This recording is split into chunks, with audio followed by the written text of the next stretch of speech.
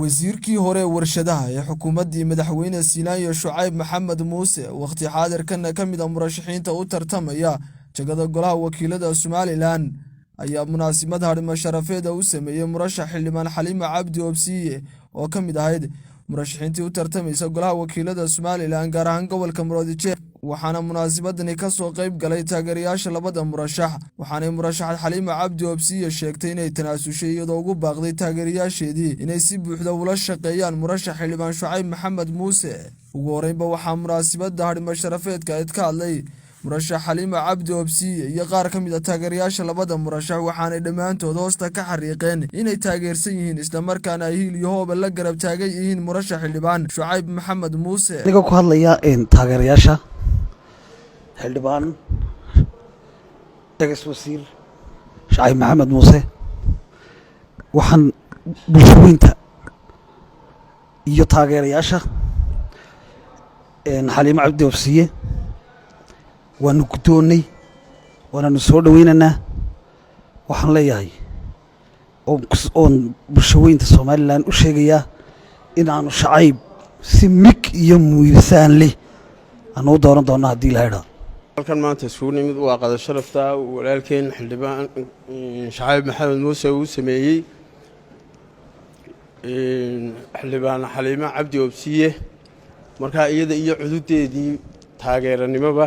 halkan ay fadhiyaan anigoo kamid ah kana wakiil ah taageerayaashii musharax xildhibaanad Xaliimo Cabdi Obsiye waxaan halkan ka cadeynaynaa ballan qaadaynaana inaanu si toos ah taageeradayadii golaha baarlamaanka aanu ku wareejinay walaalkayo siyaasi aqoon-yahan Shucayb Maxamed Muuse xildhibaan Shucaybna waan uga mahadnaqayaa casuumadii soo casuumay waxa weeyaan dadka maartay tol baa leeyahay xisbiyaal la kala noqon karaa waxa loo sameeyay xisbiyada inuu qof waliba ku doono iyo ku dantiisa ka arko uu galo marka isagoo xisbiga u cid u sharaxan oo xildhibaan ah horena u soo noqday madaxdii wadanka imikana insha Allah waxaan rajeynayaa khayr badan iyo wanaag wixii maartay tolnimo iyo taageero u naga badan diyaar baan u nahay cidii aniga ay taageersanayd marka xildhibaanimadeeda ila doonaysay ag ordaysay waxaan doonayaa inay Shucayb la shaqeeyaan Shucaybna waxa weeye waa nin aad iyo aad maartay u qalma horena u soo shaqeeyay shaqadii garanaya siyaasi dhankiisa murashax xildhibaan Shucayb Maxamed Muuse ayaa soo dhaweeyay una mahad celiyay taageerada buuxda ee siiyeen murashax xildhibaan Xaliimo Cabdi Obsiye iyo taageerayaasheedu waxaanu shakhsi qiimo leh ku tilmaamay Xaliimo Cabdi Obsiye oo sheegay inay wax badan u qabatay bulshada degta gobolka Gabiley waxa maanta sharaf ah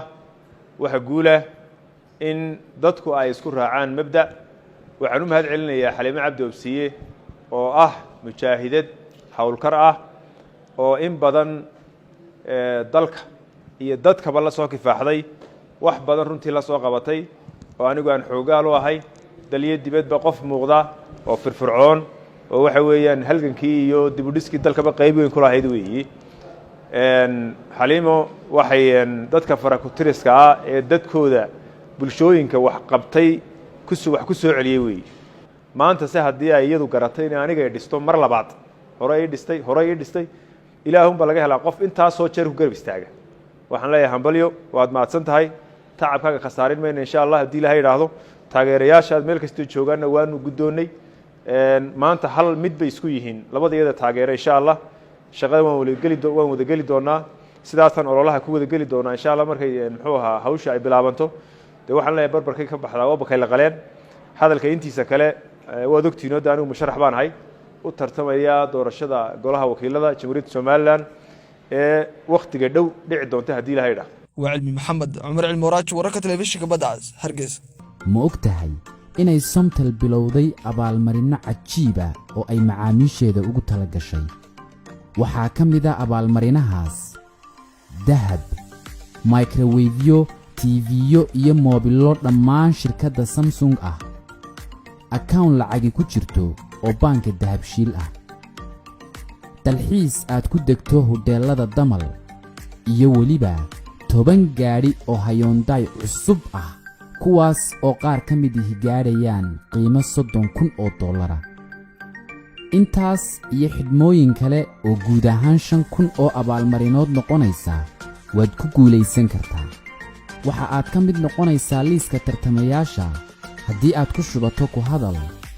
ama aad ku shubato internet, ama aad tahay qof ka ganacsada ku shubashada,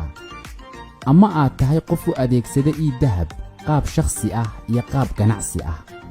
ka qaybgal macmiil oo ka mid noqo guulaystayaasha. si aad u hesho xog intan ka badan fadlan garaac 333 ama 111.